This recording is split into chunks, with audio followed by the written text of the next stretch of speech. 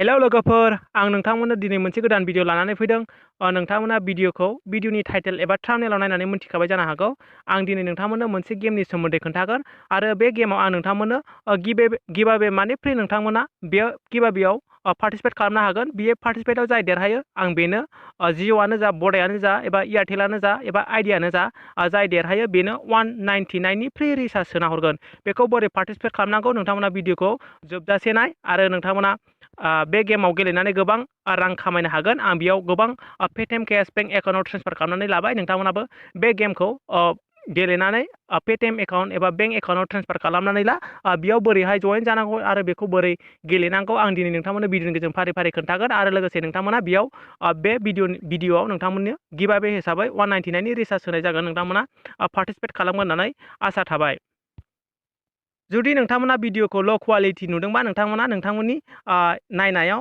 क्वालिटिखौ हाई खालामनानै नाय अब्ला नोंथांमोना स्रा नुगोन आं हागौमानिखौ बेयाव क्वालिटि गिदिर खालामनो नाजागोन आंबो जुदि नोंथांमोनाबो स्रा नुवाखैबा नोंथांमोना क्वालिटिखौ गिदिर खालामनानै नाय गिबियाव आं नोंथांमोननो पेमेन्ट प्रुफखौ देखायगोन लाइभ प्रुफ माने लाइभ ट्रेन्सफार खालामनानै नोंथांमोननो खोन्थागोन बिनि उनाव नोंथांमोनखौ बोरै जয়েन जानांगौ आं बिनि सोमोन्दै फोरोंगोन आरो बोरैहाय बेयाव गेम गेलेनानै पेटिएम केस एबा बेंकआव ट्रेन्सफार खालामनानै लानो हायो आं बेखौ नोंथांमोननो खोन्थागोन बेयाव नायनो हागोन नोंथांमोना बेयाव आं टटेल बेयाव आं बे गेम गेलेनानै 3879 खामायबाय आं बेखौ माखासे 1015 थाखा आं पेटिएम एकाउन्टाव ट्रेन्सफार खालामनानै लाबाय नोंथांमोना बे भिडिअखौ नायनो हागोन आं भिडिअनि डिसक्रिपसनाव होखागोन पेटिएमआव बोरै ट्रेन्सफार खालामो दानिया आं नोंथांमोननो बेंक एकाउन्टाव बोरै ट्रेन्सफार खालामो बेखौ लाइभ प्रुफ देखायगोन बेयाव नोंथांमोना बे उइथड्र अप्सनाव फैदो उइथड्र क्लिक खालामदो उइथड्र क्लिक खालामनायनि उनाव बेबायदि एन्टारफेस फैगोन नै बेयाव टटेल दैलि माने सानसेयाव 1500ल' ट्रेन्सफार खालामजायो मिनिमाम 10 थाखाबानो नोंथांमोना बेंक एकाउन्टाव ट्रेन्सफार खालामनो हागोन बेजों लोगोसे नै बिथांमोना ट्रेन्सफार उइथड्र कमिसन हिसाबै 5% दानो माने 100आव थाइबा दानगोन बिथांमोना बेयाव टटेल बेलेन्स नै नोंथांमोना जुदि पेटिएमआव लानोबा बे पेटिएमआव होनांगोन नोंथांमोननि बे रेजिस्टार खालामनायानो पेटिएम नाम्बार जुदि नोंथांमोना इउपिआइ जों लानोबा इउपिआइ आइडिखौ होनांगोन जुदि नोंथाङा बेंक एकाउन्टाव ट्रेन्सफार खालामोबा नोंथांनि बेंक एकाउन्टखौ बेयाव एड खालामनांगोन आं अलरेडि एड खालामखानाय नोंथांमोना बेखौ एड खालामबानो जाबाय बेंक एकाउन्ट नाम्बार आरो एफआइसि कड बियो नोंथांनि पासबुकआवनो थाखायो आरो नोंथांनि बेंकआव नोंथांनि नामा मा बेखौ होबानो जाबाय दानिया जों बेखौ लाइभ प्रुफ ट्रेन्सफार खालामनानै देखायनि बेयाव 1500ल' ट्रेन्सफार खालामजायो बेयाव नुदोंनि आंनियाव 2844 दंबावो बेखौ दानिया जों 1500 ट्रेन्सफार खालामनोसै नोंथांमोननो लाइभ प्रुफ बेयाव 1500 होबाय दानिया बे उइथड्र नावआव क्लिक खालामदो उइथड्र नावआव क्लिक खालामनाय लोगो लोगो बेबायदि लडिं जागोन लडिं जानायनि उनाव नै इउआर payment withdraw has been successfully जाबाय बेयाव साक्सेस जाबाय बियो आंनि बेंक एकाउन्टाव हाबफैबाय नोंथांमोना आं बेखौ नेट बेंकिंजों देखायगोन नोंथांमोना बेखौ लाइभ प्रुफ नायबानो जाबाय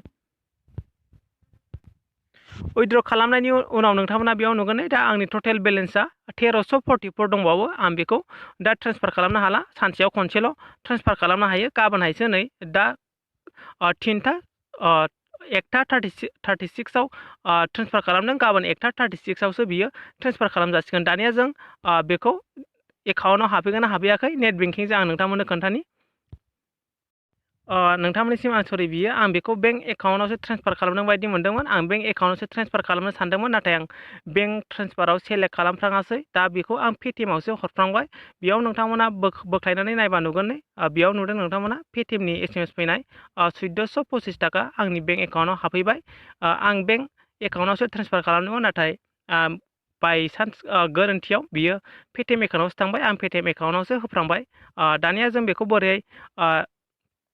बोरैहाय बेखौ रेजिस्ट्रेसन खालामो एबा बोरै बेयाव गेम गेलेयो आं बेखौ नोंथांमोननो खोन्थागोन नोंथांमोना बेयाव नायनो हागोन नै दा आं पेटिएम एकाउन्टाव सरफ्रांनाया बेयाव हाबफैबाय आं एक्सुवेलि बेखौ बेंक एकाउन्टावसो लादोंमोन बेयाव नोंथांमोना नायनो हागोन नै 1500 ट्रेन्सफार खालामनायाव कमिसन दाननानै 1425 थाखा आंनि पेटिएम एकाउन्टाव हाबफैबाय दानिया जों बेखौ बोरैहाय रेजिस्ट्रेसन खालामो एबा बोरैहाय बेयाव गेम गेलेनानै फैसा खामायो आं बेखौ खोन्थागोन नोंथांमोननो बे गेमनि लिंकखौ आं भिडिअनि डिसक्रिपसनाव होनाय दंखायो नोंथांमोना बे भिडिअनि डिसक्रिपसनाव थांनानै बे गेमखौ डाउनलड खालामनो हागोन आं बेयाव मोननै मोनथाम लिंक होगोन जुदि नोंथांमोना मोनसे लिंकजों जायाबा गुबुन मोनसे लिंकजों डाउनलड खालामनो हागोन जुदि नोंथांमोना जायाबा भिडिअनि कमेन्ट सेक्सनाव खोन्थाहरबानो जाबाय आं दानिया नोंथांमोना बोरै रेजिस्ट्रेसन खालामो बिनि सोमोन्दै खोन्थागोन नोंथांमोना भिडिअनि डिसक्रिपसनाव थानाय लिंकआव थुनाय लोगो लोगो बेबायदि इन्टारफेस फैगोन। बेबायदि इन्टारफेस फैबा नोंथांमोना बेयाव नुदों download apps and get 50 rupees जाहाथे नोंथांमोना साइन आप ब'नास हिसाबै 50 रुपिस मोननो लुगैदोंबा आं भिडिअनि डिसक्रिपसननि लिंकजों हाबनांगोन। लोगोसे नोंथांमोना रिफार क'डखौ होनांगोन। दानिया बिदि इन्टारफेस फैनायनि उनाव नोंथाङा बे डाउनलड एप्स एन्ड गेट 50 रेस 50आव क्लिक खालाम। क्लिक खालामनाय लोगो लोगो बिदि डाउनलडिं जागोन। डाउनलडिं जानानै बेयाव अट'मेटिक डाउनलड जागोन। आं बेयाव डाउनलड खालामखानायखाय बिदि देखायबाय। नोंथांमोननियाव बेयाव अट'मेटिक डाउनलड जागोन। डाउनलड खालामखांनायनि उनाव नोंथांमोना बे एप्सखौ इनस्टल खालामदो। इनस्टल खालामखांनायनि उनाव नोंथांमोननियाव नोंथांनि मबाइल नाम्बार बिगोन आरो लोगोसे नोंथांनि नाम बिगोन। नोंथाङा बे नामखौ होनानै रेजिस्ट्रेसन खालामबानो जाबाय। बेजों लोगोसे नोंथांमोना साइन आप ब'नास हिसाबै 50 रुपिस मोनसिगोन। साइन आप खालामखांनायनि उनाव बेबायदि इन्टारफेस फैगोन। नोंथांमोना बेबायदि इन्टारफेस फैबा बेयाव जायखिजाया नों माखौ गेम गेलेनो गोरों नोंथाङा बेखौ गेलेनो हागोन। बेयाव नै गुबुन गुबुन गेम दङ। नोंथांमोना बेयाव मायाव पारफेक्ट बेयाव गेलेनानै देरहाबा नोंथांमोना पेटिएम केस एबा बेंक एकाउन्टआव लानो हागोन। बेयाव नै फ्रि फायारबो दं। नोंथांमोना जाय फ्रि फायार गेलेनो गोसो बिथांमोना बे गेमखौ गेलेनो हागोन। बेयाव नोंथांमोना नुदों नै पार किल हिसाबै जाय बिथाङा रेंक 1आव थाङो बिथांमोननो 85 रेससिम होगोन आरो जाय बिथांमोना 1निफ्राय 5 रेंकआव थाङो बिसोरनो 65 होगोन। बिनि जइन फिसा 49। बेबायदिनो गोबां बेयाव आलदा आलदा केटेगरिनि दं। पार किलबो नोंथाङा सासे बुथारनो हानायाव 60 65 मोननाय बेयावबो दं। नोंथांमोना बेखौ नायनो हागोन। जाय गेलेनो गोसो बे नोंथांमोना जइन फिसखौ होनानै गेलेनो हागोन आरो बेजों लोगोसे जाय पाबजि गेलेनो गोसो बिथांमोनाबो बे पाबजिखौ गेलेनो हागोन। नै प्राइस लिस्ट हिसाबै नोंथांमोना नायनो हागोन। बेयाव पार किल सासे गावथारनो हाबानो नोंथांमोननो थाइसे 20 फैसा होगोन। नोंथांमोना बेखौ गेलेनो हागोन। दानिया नोंथांमोना जुदि पाबजि एबा फ्रि फायार गेलेनो रोङाबा नोंथांमोना बेयाव नै फाइनाल्टि शुट क्रिकेट बायदि बायदि दं। बास्केटबल आरो केराम बेयाव गुबुन गुबुन टाइपनि गेम दं। नोंथांमोना गेलेनो हागोन आरो जाय बिथांमोना जेन'बा आं फर एग्जाम्पल बे गेमखौ गेलेनानै देखायथिनि नोंथांमोना अबे गेमखौ गेलेगोन बेयाव क्लिक खालामदो। क्लिक खालामनायनि उनाव बेबायदि थाइबैसेनि जइन फिस हिसाबै नोंथांमोना थाइबैसेनि गेलेगोन बेखौ सेलेक्ट खालामदो। बेयाव थाइनैनि गेलेनोसै जों थाइनैनि गेलेनानै बेयाव प्ले नाउआव क्लिक खालामदो। क्लिक खालामनायनि उनाव बेबायदि इन्टारफेस जागोन। बिदि दसे लडिं जागोन। लडिं जानायनि उनाव बेबायदि रटेट जागोन।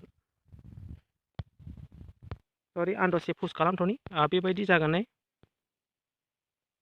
बेबायदि जानायनि उनाव बेबायदि फैगोन नै। बेयाव अपोजिटफ्रा नै बेयाव फैबाय। बेयाव नोंथांनि नाम नुगोन। बिसोरजों नोंथाङा गेलेनांगोन। जुदि बिसोर गेलेगासिनो जेब्ला बियो टाइमा जोबगोन नोंथाङा बेयाव गेलेनो हागोन। बिसोर गेलेखांगासिनो आं दस्रा टेबोलाव हाबनोसै। जुदि दस्रा टेबोलाव हाबनोबा नोंथाङा बेक होनांगोन। बिथांमोना गेलेगासिनो जों बेखौ दस्रा टेबोलाव हाबनि। बे टेबोलाव हाबनो दस्रा टेबोलाव हाबनो थाखाय बेयाव क्लिक खालाम। क्लिक खालामनायनि उनाव बेबायदि नै एग्जिट कुइट बेयाव नुखादों। नोंथांमोना बिदि होनांगोन। बिदि होनायनि उनाव गोदान टेबोलाव नोंथाङा जइन जानो हागोन। बेयावनो क्लिक खालामफिननानै थाइनैनि होफिनदो। सरि नेटआ स्ल' एसे। बेयाव नै अप'नेन्टफोरखौ सार्च खालामदों। बेयाव गेट रेडि जाबाय नै चेलेन्ज बिसोर गेलेगासिनो। बेयाव एक्सुवेलि बिसोर गेलेगासिनो आं खालि टेबोल मोनफ्राङासै। नोंथांमोना बिदिनो बेक होनानै गोदान सार्च खालामबानो जाबाय जुदि मोनसे टेबोलाव फैयाबा। बिदिनो नोंथांमोना बेयाव थानाय गासिबो गेमखौनो गेलेनो हागोन। जुदि नोंथांमोना सोरखौबा रिफार खालामनोबा बेयाव रिफार अपसनाव फैनानै जुदि नोंथाङा सोरखौबा रिफार खालामोबा सासेयाव 50,000सिम खामायनायनि चान्स दं। नोंथाङा सोरबा नोंनि लोगो इनस्टल खालामबा नोंथाङा थाइब्रै मोनगोन आरो नोंथांनि एड खालामनाय लोगोआ जेन'बा केस एड खालामोबा बेयाव 20 थाखा मोनगोन। बेबायदिनो मोनगोन आरो बेजों लोगोसे जाय नोंथाङा सासे सोनो हायोबा बेयाव नोंथाङा बेयाव नै 30 जाय लटारि दङ बेयाव सासे सोनो हायोबा मोनसे टिकेट मोनो 35,000 आरो 10,000सिम आरो थार्ड प्राइजआ 5,000। बेयाव जाय हाबदों नै बेयाव नाम सिखारफैखागोन। नोंथांमोना बेखौ नायनो हागोन। जुदि नोंथांमोना माबाफोर बुजियाखैबा सोंनो हागोन। दानिया जों गिभावे 199 रिसार्जखौ बोरै मोनगोन बोरै पार्टिसिपेट खालामनांगौ आं बिनि सोमोन्दै नोंथांमोननो खोन्थागोन। नोंथांमोना नायलांबाय थाबानो जाबाय। बेयाव पार्टिसिपेसन खालामनो थाखाय बे 199 रिसार्जखौ मोननो थाखाय नोंथांमोना बे रुलफोरखौ फल' खालामनांगोन अब्लासो नोंथांमोना देरहानो हागोन। फार्स्टआव दं जाहैबाय नै भिडिअनि डिसक्रिपसनाव लिंक जइन लिंक आरो रिफार क'ड होनाय दं। बेखौ नोंथांमोना बे KWL86DD3 होनाय दं। बे जइन लिंकजों डाउनलड खालाम। आं दहाय नोंथांमोना बोरै डाउनलड खालामो बे खोन्थानाय बायदि नोंथाङा बेखौ डाउनलड खालामदो। बिनि उनाव नोंथांमोना इनस्टल खालामदो। इनस्टल खालामखांनायनि उनाव नोंथांमोना रिफार क'ड बियोबा रिफार क'डखौ होदो। अब्ला नोंथांमोना साइन आप ब'नास हिसाबै 50 रुपिस मोनगोन। फार्स्ट रुलानो जाहैबाय नोंथांमोना भिडिअनि डिसक्रिपसनाव थांनानै बे गेमखौ डाउनलड खालामनांगोन आरो लोगोसे नोंथांमोना रिफार क'डखौ होनांगोन। बेनि उनाव नोंथांमोना नै 2 नम्बर रुलाव दं जाहैबाय इनस्टल आरो साइन आप खालामखांनायनि उनाव जायखिजाया मोनसे खेला गेलेनांगोन। नोंथांमोना मोनसे जेन'बा साइन आप एबा रेजिस्ट्रेसन खालामखांनायनि उनाव बेयाव थानाय बे गेमाव थानाय जायखिजाया मोनसे गेमखौ गेलेनांगोन। बिनि उनाव नोंथांमोना बेयाव नुदों चेनेलखौ नोंथांमोना साबस्क्राइब खालामनांगोन। चेनेलखौ नोंथांमोना साबस्क्राइब खालामनांगोन। बेजों लोगोसे नोंथांमोना साइडआव बेल आइकन फैबा अलाव थुनानै लानांगोन।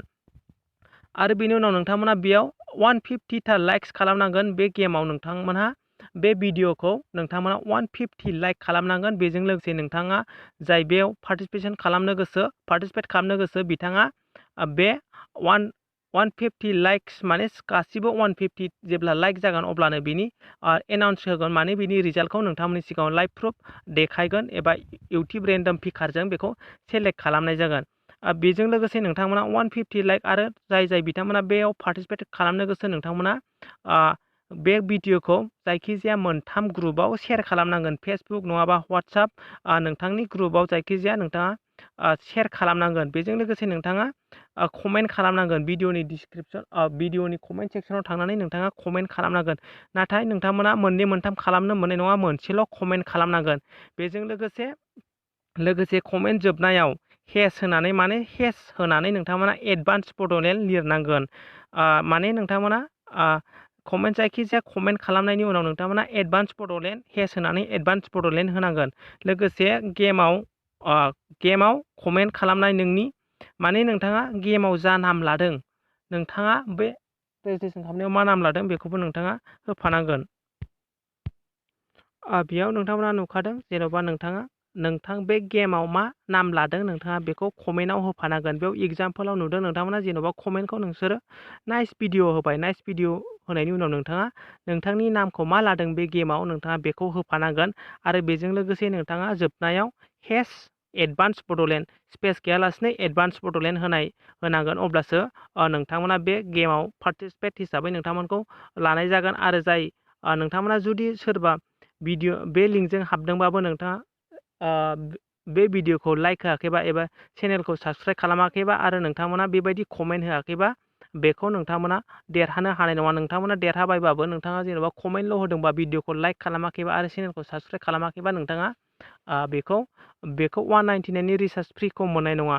जेब्ला बेयाव नुदों नोंथांमोना एनबिआव दं 1500 लाइक जाखांनायनि उनाव बेखौ लाइभ प्रुफ नोंथांमोननि गेजेराव इउटिउब रेन्डम पिकारजों सेलेक्ट खालामगोन। बेखौ आंबो सेलेक्ट खालामा, इउटिउब रेन्डम पिकारानो इउटिउब रेन्डम पिकारजोंनो सेलेक्ट खालामगोन। आसा खालामो नोंथांमोना बुजिबाय। आरो जुदि नोंथांमोना बेयाव गेमाव रेजिस्ट्रेसन खालामनाय नामखौ होफायाबाबो कमेन्टआव होफायाबा मोननाय नङा। बेयाव नोंथांमोननि सोर रेजिस्ट्रेसन खालामदों बियो नामा सिखारहैजोबखायो। ओंखायनो नोंथांमोना कमेन्ट खालामनायाव नोंथांनि बे गेमाव रेजिस्टार खालामनायाव नाम होनायखौबो होफा। आसा खालामो नोंथांमोना भिडिअखौ बुजिबाय। नोंथांमोननिसिम अल दा बेस्ट। जाय बेयाव पार्टिसिपेट खालामगोन बिथांमोननो 199 नि फ्रि रिसार्ज होगोन। बेखौ नोंथांमोना बे रुलखौ फल' खालामबानो जाबाय। आं बेखौ भिडिअनि डिसक्रिपसनावबो होखागोन आरो जइन लिंकखौ आं भिडिअनि डिसक्रिपसनाव होखागोन।